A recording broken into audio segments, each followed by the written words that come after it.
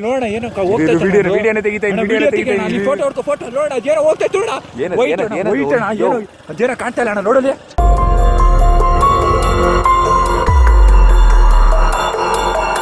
ಈ ದೇವಸ್ಥಾನದ ಬಳಿ ಹೋದಾಗ ಕೇಳುವ ನಿಗೂಢ ಶಬ್ದವನ್ನು ಆಲಿಸಿದರೆ ಸಾಕು, ಎಂಥವರ ಎದೆ ಕೂಡ ಝಲ್ಲೆನಿಸುತ್ತದೆ. ಗೋಪುರದಲ್ಲಿರುವ ದೇವರ ಬೊಂಬೆಗಳಿಂದ ಈ ಶಬ್ದ ಕೇಳುತ್ತದೆ ಎಂದು ನಂಬಲಾಗಿದೆ. ರಾತ್ರಿ ಆದರೆ ಸಾಕು ಈ ದೇವಸ್ಥಾನದಿಂದ ಉಸಿರಾಡುವ ಶಬ್ದ ಕೇಳಿ ಬರುತ್ತದೆ. ಹಾಗಾದರೆ ಈ ಶಬ್ದ ಯಾವುದು? ಯಾಕೆ ರಾತ್ರಿ ಆದರೆ ಮಾತ್ರ ಈ ಶಬ್ದ ಕೇಳುತ್ತದೆ? ಇದರ ಹಿಂದಿನ ರಹಸ್ಯ ಏನು? ಈ ದೇವಸ್ಥಾನ ಎಲ್ಲಿದೆ? ಯಾವ ದೇವತೆ ಇಲ್ಲಿ ಸ್ಥಿತವಾಗಿದ್ದಾಳೆ? ಈ ಎಲ್ಲ ಮಾಹಿತಿಯನ್ನು ಈ ವಿಡಿಯೋದಲ್ಲಿ ನಿಮಗೆ ಹೇಳಕ್ಕೆ ಹೋಗ್ತಾ ಇದ್ದೀನಿ. ಒಂದು ವೇಳೆ ನೀವು ಈ ಚಾನಲನ್ನು ಇನ್ನೂ ಸಬ್ಸ್ಕ್ರೈಬ್ ಮಾಡದೇ ಇದ್ದರೆ ದಯವಿಟ್ಟು ಈಗಲೇ ಸಬ್ಸ್ಕ್ರೈಬ್ ಮಾಡಿ, ಜೊತೆಗೆ ಬೆಲ್ ಐಕನ್ ಕೂಡ ಪ್ರೆಸ್ ಮಾಡಿ.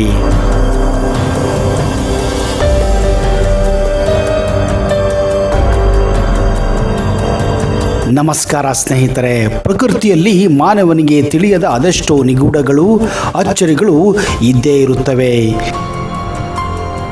ಇದೀಗ ಇಂತಹದೇ ಒಂದು ಆಶ್ಚರ್ಯ ಹಾಗೂ ನಿಗೂಢತೆ ಮಂಡ್ಯ ಜಿಲ್ಲೆಯ ಗ್ರಾಮವೊಂದರಲ್ಲಿ ಇರುವ ದೇವಸ್ಥಾನದಲ್ಲಿ ಕಾರಣವಾಗಿದೆ. ಇಲ್ಲಿನ ನಿಗೂಢತೆಗೆ ಸುತ್ತಮುತ್ತಲಿನ ಹತ್ತೂರಿನ ಜನ ನಿಬ್ಬೆರಗಾಗಿದ್ದಾರೆ. ಕತ್ತಲಾದರೆ ಸಾಕು ಈ ದೇವಸ್ಥಾನದ ಗೋಪುರ ಬಳಿ ಹತ್ತೂರಿನ ನೂರಾರು ಜನರು ನಿಶ್ಶಬ್ದವಾಗಿ ನಿಂತುಕೊಳ್ಳುತ್ತಾರೆ.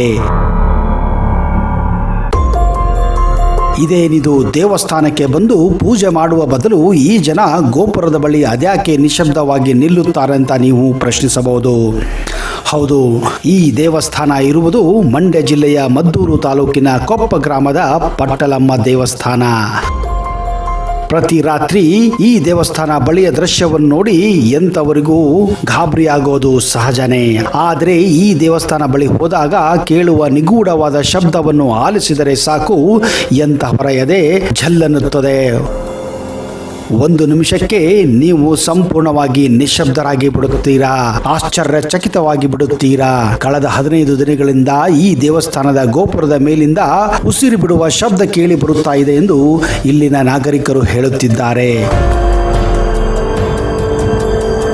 ಇಷ್ಟು ವರ್ಷ ಇಲ್ಲದ ಈ ಶಬ್ದ ಈಗ ಯಾಕೆ ಬರ್ತಾ ಇದೆ ಎಂದು ಕೊಪ್ಪ ಗ್ರಾಮ ಸೇರಿದಂತೆ ಸುತ್ತಮುತ್ತಲಿನ ಹತ್ತೂರು ಜನ ಆಶ್ಚರ್ಯದಿಂದ ಬಂದು ಈ ಶಬ್ದವನ್ನು ಆಲಿಸಿ ನಿಬ್ಬೆರಗಾಗುತ್ತಿದ್ದಾರೆ. ಗೋಪುರದ ಮೇಲೆ ಪಕ್ಷಿ ಅಥವಾ ಬೇರೆ ಯಾವುದಾದ್ರೂ ಪ್ರಾಣಿ ಇರಬಹುದು ಎಂದು ಗ್ರಾಮದ ಕೆಲ ಯುವಕರು ಸಹ ಗೋಪುರದ ಮೇಲೆ ಹತ್ತಿಯೂ ಬಂದಿದ್ದಾರೆ.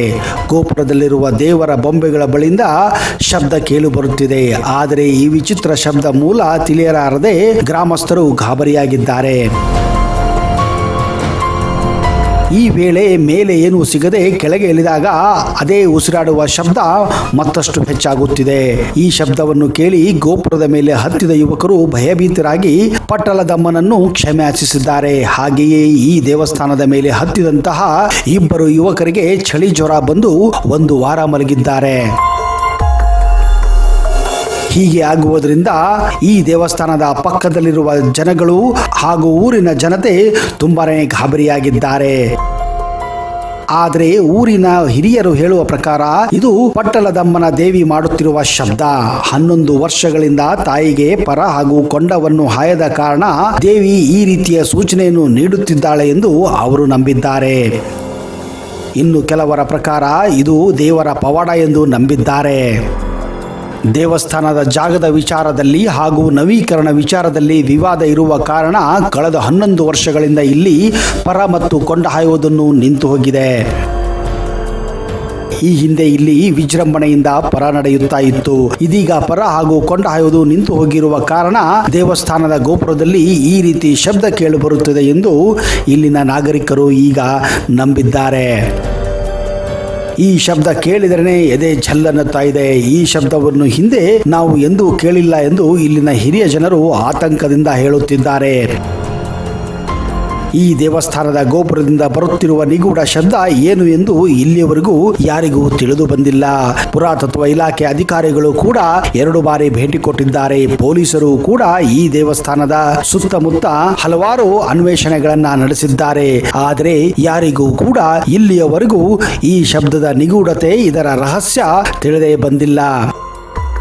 ಈ ನಿಗೂಢ ಶಬ್ದವನ್ನು ದೂರ ಮಾಡಿಸಬೇಕು ಅಥವಾ ನಿಲ್ಲಿಸಬೇಕೆಂದರೆ ಪರ ಹಾಗೂ ಕೊಂಡ ಹಾಯೋದನ್ನ ಪ್ರಾರಂಭ ಮಾಡಬೇಕೆಂದು ಇಲ್ಲಿನ ಪೂಜಾರಿ ಹಾಗೂ ಅರ್ಚಕರು ಸ್ಪಷ್ಟಪಡಿಸಿದ್ದಾರೆ.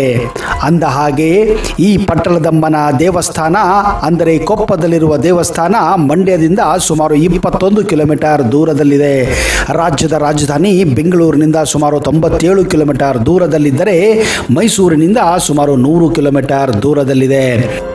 ಸ್ನೇಹಿತರೆ, ಒಂದು ವೇಳೆ ನೀವು ಕೊಪ್ಪಕ್ಕೆ ಹೋದರೆ ಅಲ್ಲಿಯೇ ಇರುವಂತಹ ಇನ್ನೊಂದು ಅದ್ಭುತವಾದಂತಹ ದೇವಸ್ಥಾನ ಶ್ರೀ ಬೋರಪ್ಪ ದೇವಸ್ಥಾನಕ್ಕೂ ಕೂಡ ನೀವು ಭೇಟಿ ಕೊಡಬಹುದು. ಅಂದ ಹಾಗೆ ಕೊಪ್ಪದ ಕೆರೆ ಅತ್ಯಂತ ಪ್ರಸಿದ್ಧವಾದಂತಹ ಕೆರೆಯಾಗಿದೆ. ಇಲ್ಲಿನ ಕೊಪ್ಪದ ಕೆರೆಯ ಕೋಡಿ ಅತ್ಯಂತ ಹೆಸರುವಾಸಿಯಾದಂತಹ ಪ್ರವಾಸಿ ಸ್ಥಳವೂ ಕೂಡ ಆಗಿದೆ. ಒಂದು ವೇಳೆ ನೀವು ಮಂಡ್ಯಕ್ಕೆ ಹೋದರೆ ಅಲ್ಲಿಯೇ ಹತ್ತಿರದಲ್ಲಿರುವಂತಹ ಪಾಂಡವಪುರಕ್ಕೂ ಭೇಟಿ ಕೊಡಬಹುದು. ಪಾಂಡವಪುರ ಮಂಡ್ಯದಿಂದ ಕೇವಲ 28 ಕಿಲೋಮೀಟರ್ ದೂರದಲ್ಲಿದೆ.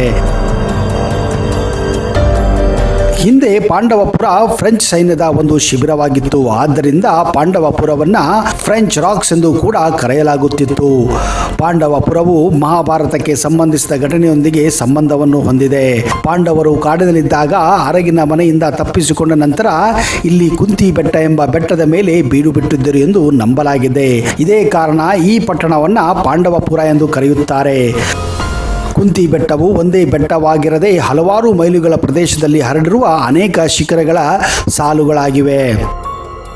ಈ ಶಿಖರಗಳು ಕುಂತಿ, ಭೀಮ ಮತ್ತು ಬಕಾಸುರರ ದಂತಕಥೆಗಳೊಂದಿಗೆ ತಮ್ಮನ್ನು ಜೋಡಿಸಿಕೊಂಡುವುದರಿಂದ ಈ ಶಿಖರಗಳಿಗೆ ಸ್ಥಳೀಯವಾಗಿ ಕುಂತಿ ಬೆಟ್ಟ, ಭೀಮನ ಬೆಟ್ಟ, ಬಕಾಸುರನ ಬೆಟ್ಟ ಎಂದು ಕೂಡ ಕರೆಯಲಾಗುತ್ತಿದೆ.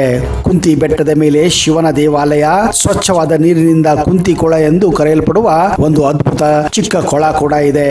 ಹಾಗೆಯೇ ಇದೇ ಸ್ಥಳದಲ್ಲಿ ಭೀಮನ ಬಂಡಿ ಮತ್ತು ಭೀಮನ ಪಾದಗಳು ಕೂಡ ಇವೆ. ಕುಂತಿ ಬೆಟ್ಟದ ಬುಡದಲ್ಲಿ ದಕ್ಷಿಣಾಮೂರ್ತಿ ಮತ್ತು ಮಲ್ಲಿಕಾರ್ಜುನಿಗೆ ಮೀಸಲಾಗಿರುವ ದೇವಾಲಯಗಳಿವೆ.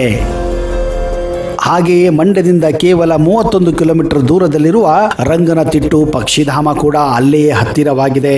ಪ್ರಖ್ಯಾತ ಪಕ್ಷಿ ವಿಜ್ಞಾನಿ ಡಾಕ್ಟರ್ ಸಲೀಂ ಅವರ ಆಜ್ಞೆಯ ಮೇರೆಗೆ 1940ರಲ್ಲಿ ಈ ಪ್ರದೇಶವನ್ನು ಅಭಯಾರಣ್ಯವೆಂದು ಘೋಷಿಸಿ ರಂಗನತಿಟ್ಟು ಪಕ್ಷಿಧಾಮ ಸ್ವರ್ಗವನ್ನಾಗಿ ಮಾರ್ಪಡಿಸಲಾಗಿದೆ.